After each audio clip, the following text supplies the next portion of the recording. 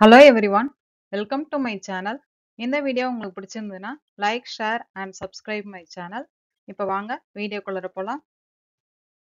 இந்த வீடியோவில் BSc MSc mathematics கோர்ஸில் இருக்கிற கிராஃப் தியரி சப்ஜெக்டில் இருக்கிற கட் பாயிண்ட் அண்ட் பிரிட்ஜ் இந்த கான்செப்ட்ஸ் வித் எக்ஸாம்பிள்ஸ் பார்க்கலாம். Next definition, a graph G is said to be connected if there is at least one path between every pair of vertices in G. இப்போ நம்ம பார்த்தோம் இல்லையா, ரெண்டு vertices எடுத்து ரெண்டு verticesம் நம்மளுக்கு கனெக்டடா இருந்துச்சு அப்படின்னாக்கா அது ரெண்டுத்துக்கு நடுவில் பாத் எக்ஸிஸ்ட் ஆகும்னு சொன்னோம். ரெண்டு பாயிண்ட்ஸ் மட்டும் எடுத்து பேசணும். இப்போ அந்த ஒரு கிராஃப்ல இருக்கிற எந்த ரெண்டு பாயிண்ட் எடுத்தாலும் அது ரெண்டுத்துக்கு நடுவில் பாத் எக்ஸிஸ்ட் ஆனிச்சு அப்படின்னா அந்த கிராஃபே நம்ம வந்து கனெக்டட் கிராஃப் அப்படின்னு சொல்லுவோம். அதாவது அந்த கிராஃப்ல இருக்க எனி டூ பாயிண்ட்ஸ்க்கு நம்மளுக்கு பாத் எக்ஸிஸ்ட் ஆகுது அப்படின்னு சொல்லிட்டோம் அப்படின்னாக்க அந்த கிராஃபையே நம்ம வந்து கனெக்டட் கிராஃப் அப்படின்னு சொல்லிடுவோம். அப்படி இல்லை அப்படின்னா ஏதாவது ஒரு ரெண்டு பாயிண்ட்டுக்கு நம்மளுக்கு பாத் எக்ஸிஸ்ட் ஆகலைனாலும் அந்த கிராஃப் வந்து நாட் கனெக்டட்ன்றதை எப்படி சொல்லுவோம், டிஸ்கனெக்டட் கிராஃப்னு சொல்லுவோம். இங்க எக்ஸாம்பிள்ல பாருங்க, G1ன்றது இருக்கிறதே ரெண்டு வெர்டிசஸ் தான். அப்ப V1 V2. அப்ப there is a line joining from V1 to V2ன்றதுனால நம்மளுக்கு பாத் வந்து from V1 to V2 இருக்கு. அதனால நம்ம வந்து V1 V2 கனெக்டட் பாயிண்ட்ஸ். அப்ப அதுல இருக்கிறதே ரெண்டு பாயிண்ட் தான். அந்த ரெண்டு பாயிண்ட்டுக்கு நடுவுல எனக்கு பாத் எக்ஸிஸ்ட் ஆயிட்டதுனால G1 வந்து கனெக்டட் கிராஃப். இப்ப அடுத்தது G2 பாருங்க, 3 வெர்டிசஸ் இருக்கிற ஒரு சைக்கிள். அப்ப இதுல பாத்தீங்கன்னா V1 V2 V3 மூணு வெர்டிசஸ். இப்ப எந்த ரெண்டு பாயிண்ட் நீங்க எடுத்துட்டீங்கனாலும் அது ரெண்டுத்துக்கு நடுவுல எனக்கு லைன் ஜாயினிங் வரும். இப்ப V1 V2 எடுத்துட்டீங்கன்னா V1ல இருந்து V2க்கு டைரக்டா எனக்கு ஒரு பாத்து போட முடியும். அதே மாதிரி எனக்கு V1ல இருந்து V3க்கு வேணும் அப்படின்னாக்க எப்படி கொடுக்கலாம், டைரக்டாவும் கொடுக்கலாம். V1ல இருந்து V3க்கு டைரக்டா வரலாம். அப்படி இல்லைனாக்க V1 to V2க்கு போய் V2ல இருந்து V3க்கும் வரலாம். அப்ப எனக்கு இந்த பாத் எனக்கு ரெண்டு பாத்தே எக்ஸிஸ்ட் ஆகுது, V1 to V3. சோ எந்த ரெண்டு பாயிண்ட் எடுத்துட்டாலும் இந்த மாதிரி எனக்கு ஒரு பாத் எக்ஸிஸ்ட் ஆகுறதுனால G2 நம்மளுக்கு கனெக்டட் கிராஃப்னு சொல்லலாம். சிமிலர்லி G3 கிராஃப் பாருங்க, G3 கிராஃப்ல மொத்தம் 5 வெர்டிசஸ் இருக்கு. V1 V2 V3 V4 V5. இதுலயும் பாத்தீங்கன்னா எந்த ரெண்டு பாயிண்ட் எடுத்துட்டீங்கனாலும் அது ரெண்டுத்துக்கு நடுவுல என்னால லைன் ஜாயினிங் கொடுக்க முடியும். ஃபார் எக்ஸாம்பிள் V2ல இருந்து V5க்கு எனக்கு வேணும் அப்படின்னாக்க என்ன பண்ணலாம், V2ல இருந்து V5க்கு அப்படின்னா V2ல இருந்து V4க்கு போய் V5க்கு வரலாம். அப்படி இல்லைன்னா இன்னொரு ஆல்டர்னேட் பார்த்து எப்படி கொடுக்கலாம்னா V2 to V1க்கு போயிட்டு V2 to V1 to V5யும் கொடுக்கலாம். சோ எந்த ரெண்டு பாயிண்ட் எடுத்துட்டீங்கனாலும் அது ரெண்டுத்துக்கு நடுவுல எனக்கு ஒரு பாத்து கொண்டு வர முடியறதுனால G3 நம்மளுக்கு என்னன்னு சொல்லிடலாம், கனெக்டட் கிராஃப் அப்படின்னு சொல்லலாம். இப்ப டிஸ்கனெக்டட் கிராஃபுக்கான எக்ஸாம்பிள் பார்க்கலாம். இப்ப டிஸ்கனெக்டட் கிராஃப்ல இந்த கிராஃப் G4 பாத்தீங்கன்னா மொத்தம் 6 வெர்டிசஸ் இருக்கிற கிராஃப். இது V1 V2 V3 V4 V5 V6. டோட்டலா G4ன்ற கிராஃப்ல 6 வெர்டிசஸ் இருக்கிற கிராஃப் இருக்கு. இப்ப இந்த ரெண்டு கிராஃப்லயும் பாத்தீங்கன்னா V1 V2 V3, இந்த V1 V2 V3க்கு நடுவுல எந்த பாயிண்ட்டுக்குனாலும் நம்ம வந்து பாத் எக்ஸிஸ்ட் ஆகும். V4 V5 V6க்கு நடுவுல எனக்கு எந்த இதனால ரெண்டு பாயிண்ட்டுக்கும் பாத் எக்ஸிஸ்ட் ஆகும். பட் V1 V2 V3ல இருந்து V4 V5 V6க்கு நமக்கு எந்த ஒரு கனெக்ஷனும் இல்லை. அப்ப பாத்தீங்கன்னா இது தனியா ஒரு காம்பனண்டா இருக்கு, இந்த போர்ஷன் ஒரு காம்பனண்டா இருக்கு, அதே மாதிரி இந்த சைடு ஒரு போர்ஷன் வந்து ஒரு காம்பனண்டா இருக்கு. அப்ப எனக்கு இந்த ரெண்டு காம்பனண்ட்டுக்கு நடுவுல எந்த ஒரு கனெக்ஷனும் இல்லாதனால எந்த ஒரு பாத்தும் எக்ஸிஸ்ட் ஆகாதனால இந்த G4ன்றது டிஸ்கனெக்டட் கிராஃப் அப்படின்னு சொல்லலாம். சிமிலர்லி செகண்ட் கிராஃப் G5 பாத்தீங்கன்னா மூணு காம்பனண்டா இருக்கு. ஃபர்ஸ்ட் காம்பனண்ட்ல 3 வெர்டிசஸ் இருக்கு, செகண்ட் காம்பனண்ட்ல 2 வெர்டிசஸ் இருக்கு, தேர்ட் காம்பனண்ட்ல 1 வெர்டெக்ஸ் இருக்கு. இப்ப பாத்தீங்கன்னா ஒரு காம்பனண்ட்டும் தனித்தனியா கனெக்டடா இருக்கும். இது வந்து V1 V2 V3. அது மாதிரி இதோட continuation V4 V5 V6. So G5 கிராஃப்ல பாத்தீங்கன்னா 6 வெர்டிசஸ் இருக்கிற கிராஃப். இங்க பாத்தீங்கன்னா ஃபர்ஸ்ட் காம்பனண்ட்டுக்குள்ளார எந்த பாயிண்ட்டுக்கு நடுவுல நம்மளுக்கு ஜாயின் பண்ணாலும் பாத்து கிடைக்கும். அப்ப அது வந்து கனெக்டட் பாயிண்ட்ஸா இருக்கும். பட் 2 காம்போனன்ட்க்கு நடுவுல பாத்தீங்கன்னா எந்த ஒரு பாத்தும் எக்ஸிஸ்ட் ஆகாதனால G5 வந்து நம்மளுக்கு டிஸ்கனெக்டட் கிராஃப்.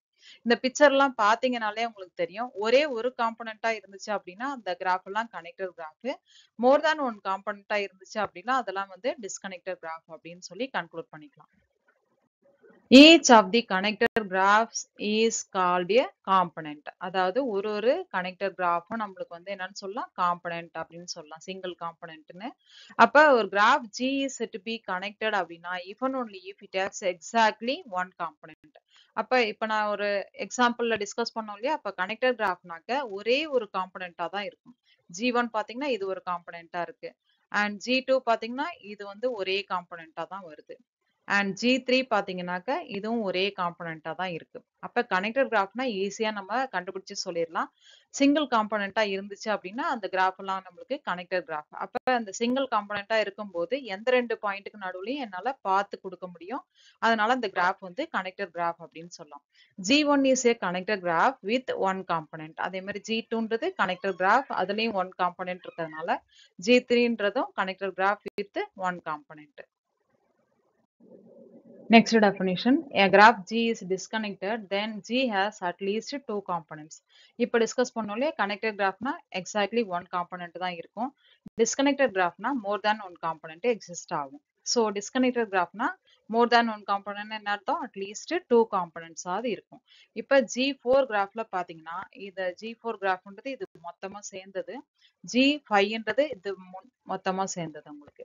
இப்ப G4 கிராஃப்ல பாத்தீங்கன்னா இதெல்லாம் ஒரு காம்பனன்ட் அண்ட் இதெல்லாம் ஒரு காம்பனன்ட். சோ எத்தனை காம்பனண்டா இருக்கு? ரெண்டு காம்பனண்டா இருக்கு. அப்ப G4 is a disconnected graph with two components. Similarly, G5ல பாத்தீங்கன்னா மொத்தமா இதெல்லாம் சேர்ந்து எத்தனை காம்பனன்ட்ஸா இருக்கு? 3 காம்பனன்ட்ஸ். இது ஃபர்ஸ்ட் காம்பனன்ட், இது செகண்ட் காம்பனன்ட்ஸ், இது தேர்ட் காம்பனன்ட்ஸ். அப்ப இந்த காம்பனன்ட்ஸ்க்கு நடுவுல எந்த ஒரு பாத்து என்னால கொடுக்க முடியல அப்படின்றதுனால தான் இந்த கிராஃபை நம்ம வந்து டிஸ்கனெக்டட் கிராஃப்னு சொல்றோம். சோ G5 கிராஃப் பாத்தீங்கன்னா disconnected graph with 3 components. Cut point definition. A cut point of a graph G is a point whose removal increases the number of components. அதாவது ஒரு கிராஃப்ல இருக்கிற ஒரு பாயிண்ட்டை நம்ம கட் பாயிண்ட்னு எப்போ சொல்லுவோம் அப்படின்னா அந்த பாயிண்ட் அந்த கிராஃப்ல இருந்து ரிமூவ் பண்ணும்போது அந்த கிராஃபோட காம்பனன்ட்ஸ் நம்பர் ஆஃப் காம்பனன்ட்ஸ் நம்மளுக்கு இன்க்ரீஸ் ஆயிருக்கும். ஃபார் எக்ஸாம்பிள் ஒரு கனெக்டட் கிராஃப் எடுத்துட்டீங்க அப்படின்னா கனெக்டட் கிராஃப்னாலே எத்தனை காம்பனன்ட் இருக்கும்? Single component. So single component இருக்கிறது வின்றது அந்த கிராஃப்ல இருந்து நம்ம கட் பாயிண்ட்னு எடுத்துக்கிட்டோம் அப்படின்னா அந்த ஜீன்ற கிராஃப்ல இருந்து அந்த வின்ற வெர்டெக்ஸ் பாயிண்ட்டை ரிமூவ் பண்ணும்போது அந்த கிராஃப் வந்து நம்மளுக்கு மோர் தேன் ஒன் காம்பனன்ட் ஆயிடும். அப்ப அந்த கிராஃப் வந்து டிஸ்கனெக்டடா இருக்கும். ஃபார் எக்ஸாம்பிள் இந்த கிராஃப்ல எக்ஸாம்பிள் பாத்தீங்கன்னாக்க நம்மளுக்கு இப்போ ஒன்னுன்ற இந்த பாயிண்ட் இருக்கு இல்லையா? இந்த பாயிண்ட்டை நான் வந்து ரிமூவ் பண்றேன். இந்த பாயிண்ட்டை ரிமூவ் பண்ணோம்னா நம்மளுக்கு இந்த கிராஃப் எப்படி டிஸ்கனெக்ட் ஆகும்? இப்படி ஒண்ணு, அதுக்கப்புறம் இப்படி இந்த மாதிரி இருக்கும். சோ இந்த பாயிண்ட்டை ரிமூவ் பண்ணும்போது பாத்தீங்கன்னா அதோட அட்ஜசன்டா இருக்கிற இந்த எட்ஜ், இந்த எட்ஜ், இந்த எட்ஜ், இந்த எட்ஜ், இந்த மூணுமே நம்மளுக்கு ரிமூவ் ஆயிடும். சோ நம்மளுக்கு இந்த கிராஃப் பாத்தீங்கன்னாக்கா எத்தனை காம்பனன்ட்ஸா மாறிடுச்சு? ரெண்டு காம்பனண்டா இருக்கு. சோ இங்க பாத்தீங்கன்னாக்க இந்த ரெண்டு காம்பனண்ட் ஆயிடுச்சு.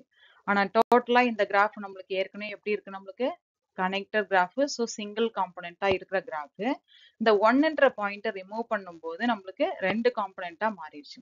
அதே மாதிரிதான் நம்ம வந்து டூன்ற பாயிண்ட்டை நான் ரிமூவ் பண்றேன். டூன்ற பாயிண்ட்டை ரிமூவ் பண்ணும்போது நம்மளுக்கு எதெல்லாம் டிஸ்கனெக்ட் ஆகும்? இந்த அட்ஜசன்டா இருக்கிற இந்த இன்சிடென்டா இருக்கிற இந்த எட்ஜ், இந்த இன்சிடென்டா இருக்கிற இந்த எட்ஜ், 2 to 3 இருக்கிற இந்த எட்ஜ், இந்த மூணுமே ரிமூவ் ஆயிடும். அப்ப காம்பனன்ட் எப்படி இருக்கும்னாக்க நம்மளுக்கு இப்படி ஒண்ணு,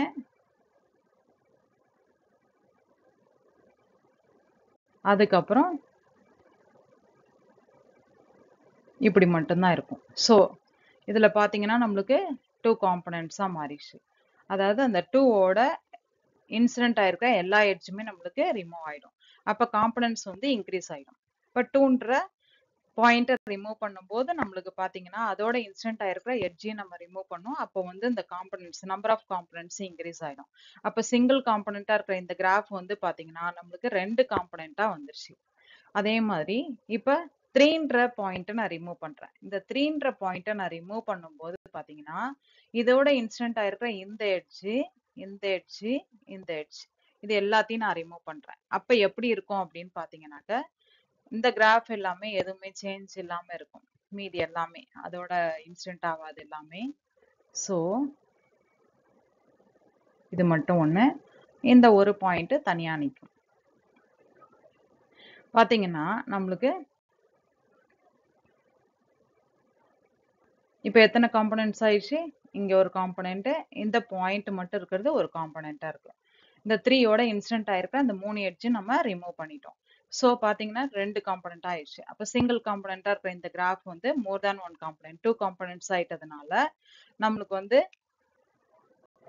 இந்த கிராஃப் எல்லாமே நம்மளுக்கு டிஸ்கனெக்ட் ஆயிடும் அந்த பாயிண்டை ரிமூவ் பண்ணும்போது. ஏன்னா அந்த பாயிண்டை ரிமூவ் பண்ணும்போது அதோட இன்சிடென்ட் ஆயிருக்கிற அந்த எட்ஜ் அந்த லைனையும் நம்ம ரிமூவ் பண்றோம். அதனால இந்த கிராஃப் வந்து டிஸ்கனெக்டட் கிராஃப் ஆயிடும். இப்ப பாத்தீங்கன்னா இதுல 1 2 3 எல்லாமே நம்மளுக்கு இதுல இருக்க 1 2 3 எல்லாமே நம்மளுக்கு கட் பாயிண்ட்ஸ். இப்ப இதுல இருக்கிறது 5ன்றது நாட் ஏ கட் பாயிண்ட். ஏன்னாக்க இங்க பாத்தீங்கன்னா 5 வந்து இந்த 5ன்றது நம்மளுக்கு நாட் ஏ கட் பாயிண்ட்.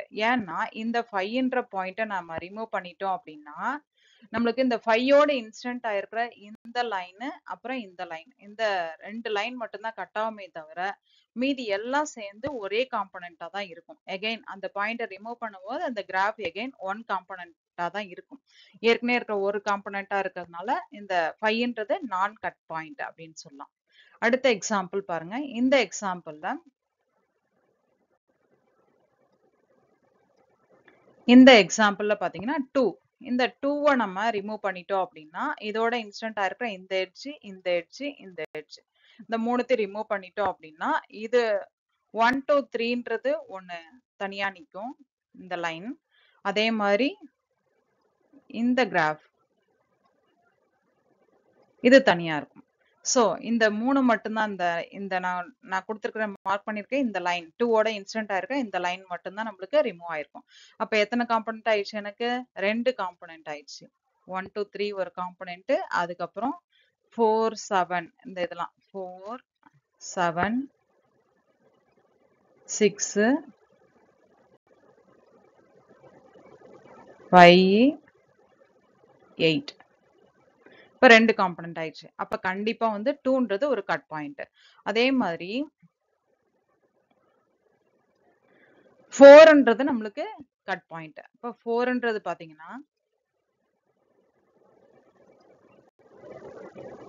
இது ஒரு கட் பாயிண்ட். அப்ப பாத்தீங்கன்னா இதோட இன்சிடென்ட் ஆயிருக்கிற இந்த லைன், இந்த லைன், இந்த லைன் எடுத்துட்டு பார்த்தோம் அப்படின்னாக்கா தனித்தனியா நிக்கும். எப்படி இருக்கும்னு பாருங்க நம்மளுக்கு. அப்ப ஃபர்ஸ்ட் இந்த கிராஃப், அதுக்கப்புறம்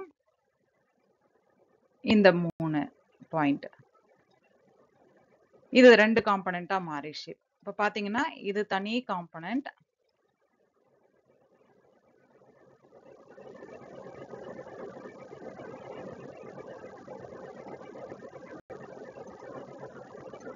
இது ஒரு காம்பனண்ட், இது ஒரு காம்பனண்ட் ஆயிடுச்சு. அப்ப 4ன்றது நம்மளுக்கு ஒரு கட் பாயிண்ட் அப்படின்னு சொல்லிடலாம். இந்த 4ன்றதும் ஒரு கட் பாயிண்ட். இதே மாதிரி 5ன்றது ஒரு கட் பாயிண்ட். 5 எங்க இருக்கு பாருங்க. 5 வந்து இந்த இடத்துல இருக்கும். இப்போ 5ன்றது ஒரு கட் பாயிண்ட். இந்த 5ஐ ரிமூவ் பண்ணிட்டோம் அப்படின்னா 5ஐ ரிமூவ் பண்ணிட்டோம் அப்படின்னா எது எதெல்லாம் ஒண்ணா இருக்கும் நம்மளுக்கு? இந்த இது தனியா இருக்கும். அதுக்கப்புறம் கீழே அந்த பாயிண்ட் தனியா இருக்கும். இதுல பாத்தீங்கன்னா நம்மளுக்கு இதெல்லாம் ஒரு காம்பனண்ட், இந்த பாயிண்ட் தனியா நிக்கிறது ஒரு காம்பனண்ட். ஏன்னா இந்த 5யோட இன்சிடென்ட் ஆயிருக்கிற இந்த 5 to 4 5 to 6 5 to 8 இது எல்லாமே ரிமூவ் ஆயிடும். அப்ப அது போக மீதி இருக்கிற கிராஃப்னு பாத்தீங்கன்னா இது 2 காம்பனண்டா மாறிடுச்சு. இது ஒரு காம்பனண்ட், இது ஒரு காம்பனண்ட். பாத்தீங்கன்னா இந்த பாயிண்ட ரிமூவ் பண்ணும்போது சிங்கிள் காம்பனண்டா இருக்கிற இந்த கிராஃப், சிங்கிள் காம்பனண்டா இருக்கிற இந்த கிராஃப் பாத்தீங்கன்னா நம்மளுக்கு மோர் தேன் 1 காம்பனண்டா மாறிடும். அப்படி மாறிடுச்சு அப்படின்னா அந்த பாயிண்ட் எல்லாம் என்னன்னு சொல்லுவோம்? நம்ம கட் பாயிண்ட்ஸ் அப்படின்னு சொல்லுவோம். கட் பாயிண்ட்னும் போது அந்த பாயிண்ட்டை ரிமூவ் பண்ணும்போது நம்பர் ஆஃப் காம்பனன்ட்ஸ் இன்க்ரீஸ் ஆகும்னு சொல்றோம் இல்லையா? அந்த பாயிண்ட்டை மட்டும் ரிமூவ் பண்ணக்கூடாது. அந்த பாயிண்டோட இன்சிடென்ட் ஆயிருக்கிற எட்ஜஸையும் நம்ம அந்த லைன்ஸையும் ரிமூவ் பண்ணணும். Next, bridge definition. Bridge of a graph G is a line whose removal increases the number of components. இப்போ நம்ம பார்த்தோம் இல்லையா கட் பாயிண்ட்ஸ். கட் பாயிண்ட்ன்றது ஒரு பாயிண்ட், அதை அந்த கிராஃப்ல இருந்து ரிமூவ் பண்ணும்போது அந்த கிராஃபோட நம்பர் ஆஃப் காம்பனன்ட்ஸ் இன்க்ரீஸ் ஆகும்னு சொன்னோம் இல்லையா. அதே இது பாயிண்ட்டுக்கு சொன்னதை இங்க லைனுக்கு சொல்றோம், எட்ஜுக்கு சொல்றோம். அதாவது அந்த கிராஃப்ல இருக்க ஒரு லைனை நம்ம ரிமூவ் பண்ணிட்டோம் அப்படின்னா அந்த கிராஃபோட நம்பர் ஆஃப் காம்பனன்ட்ஸ் வந்து இன்க்ரீஸ் ஆயிருக்கும். இப்போ அந்த பாயிண்ட்டுக்கு பதிலா இங்க அந்த லைனை நம்ம ரிமூவ் பண்றோம். இப்போ இங்க பாத்தீங்கன்னாக்க நம்மளுக்கு இந்த எக்ஸாம்பிள்ல அப்ப a bridge of a graph G is a line whose removal increases the number of components. அப்ப அந்த இதுல பாத்தீங்கன்னா இந்த கிராஃப்ல நம்மளுக்கு 1 to 2ன்ற இந்த எட்ஜ் 1 to 2ன்ற இந்த எட்ஜ் பாத்தீங்கன்னா 1 to 2ன்ற இந்த எட்ஜ் இத ரிமூவ் பண்ணிட்டோம் அப்படின்னா நம்மளுக்கு எப்படி கிடைக்கும் இந்த கிராஃப்? இது தனியா அப்புறம் இந்த சைடு தனியா நிற்கும். இந்த லைனை மட்டும் ரிமூவ் பண்றோம். ஸோ இந்த லைன் ஜாயினிங் ஃப்ரம் 1 to 2 மட்டும் ரிமூவ் பண்ணிட்டோம் அப்படின்னா இந்த கனெக்ஷன் அந்த பிரிட்ஜை மட்டும் ரிமூவ் பண்ணிட்டோம் அப்படின்னா அந்த கிராஃப் வந்து மோர் தேன் ஒன் காம்பனண்ட் ஆயிடுச்சு. இப்போ ஏற்கனவே இருக்கிற சிங்கிள் காம்பனண்டா இருக்கிற இந்த கிராஃப் பார்த்தீங்கன்னா நம்மளுக்கு இப்போ எத்தனை காம்பனண்டா மாறிடுச்சு? 2 காம்பனண்டா இருக்கிற மாதிரி கிராஃபா மாறிடுச்சு. So number of components increase ஆகும்போது அந்த லைன் நம்ம என்னன்னு சொல்லுவோம்? பிரிட்ஜ் அப்படின்னு சொல்லுவோம். இதே மாதிரி 3 to 4ன்ற லைன். இப்போ 3 to 4 இந்த 3 to 4 நான் ரிமூவ் பண்றேன். இந்த 3 to 4 ரிமூவ் பண்ணோம் அப்படின்னாக்க நம்மளுக்கு எப்படி இருக்கும்? இந்த இதுல லைன் வந்து 3 to 4ன்ற லைனை ரிமூவ் பண்ணிட்டோம் அப்படின்னா இது எல்லாமே நம்மளுக்கு ஒரு காம்பனண்டா இருக்கும். இது எல்லாமே ஒரு காம்பனண்டா இருக்கும். இது எல்லாமே ஒரு காம்பனண்டா இருக்கும். அண்ட் இந்த 4 மட்டும் தனியா ஒரு காம்பனண்டா இருக்கும். அப்ப இந்த இதுல பாத்தீங்கன்னா இந்த 3 to 4ன்றது மட்டும் தான் ரிமூவ் பண்ணிருக்கோம். அப்ப காம்பனன்ட்ஸ் வந்து நான் yellowல மார்க் பண்ணிருக்கேன் இல்லையா, அந்த ரெண்டுமே தனித்தனி காம்பனண்டா இருக்கும். இங்க பொறுத்த வரைக்கும் அந்த லைனை மட்டும் தான் ரிமூவ் பண்றோம். அதோட ஜாயின் அந்த லைன் ஜாயினிங் இருக்குல்ல வேர்டிசஸ் நம்ம ரிமூவ் பண்ணல. ஸோ பாத்தீங்கன்னா இதுலயும் வந்து மோர் தேன் ஒன் காம்பனண்ட் எக்ஸிஸ்ட் ஆகுது. இப்போ கட் பாயிண்ட் வந்து பாயிண்டர் ரிமூவ் பண்ணும்போது நம்பர் ஆஃப் காம்பனன்ட்ஸ் இன்க்ரீஸ் ஆயிருக்கும். அதே மாதிரி கிராஃப்ல லைனை ரிமூவ் பண்ணும்போது நம்பர் ஆஃப் காம்பனன்ட்ஸ் இன்க்ரீஸ் ஆயிடுச்சுன்னா அந்த லைனை வந்து பிரிட்ஜ் அப்படின்னு சொல்லுவோம். பாயிண்ட்டுக்கு கட் பாயிண்ட் அண்ட் அது மாதிரி லைனை வந்து பிரிட்ஜ் அப்படின்னு சொல்லுவோம். அதே மாதிரி இங்க பாருங்க எக்ஸாம்பிள்.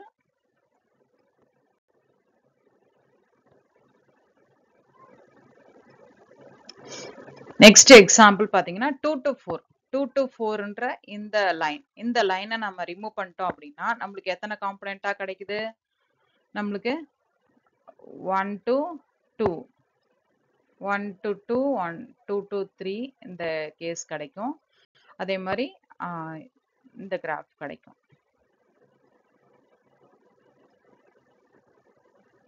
தனியா இருக்கும் உங்களுக்கு.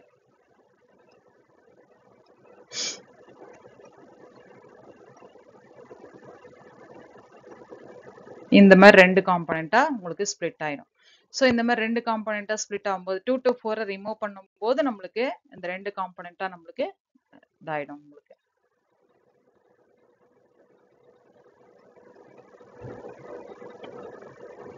அதே மாதிரி 2 to 4 மாதிரி 5 to 8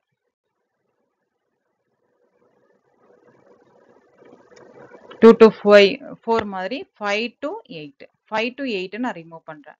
5 to 8 நான் ரிமூவ் பண்ணும்போது நம்மளுக்கு எப்படி இருக்கும் அப்படின்னா அந்த கிராஃப்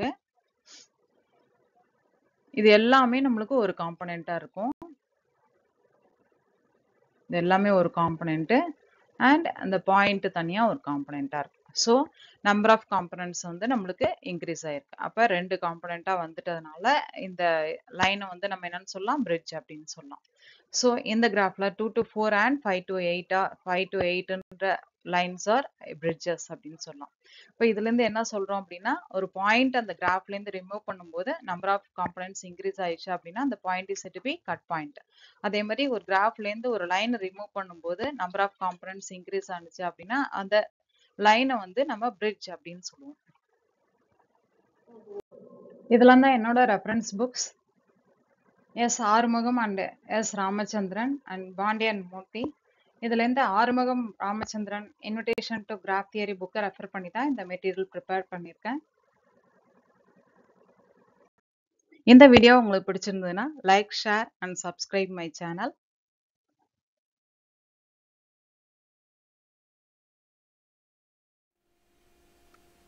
நன்றி. Thank you for watching. நன்றி. Thank you for watching.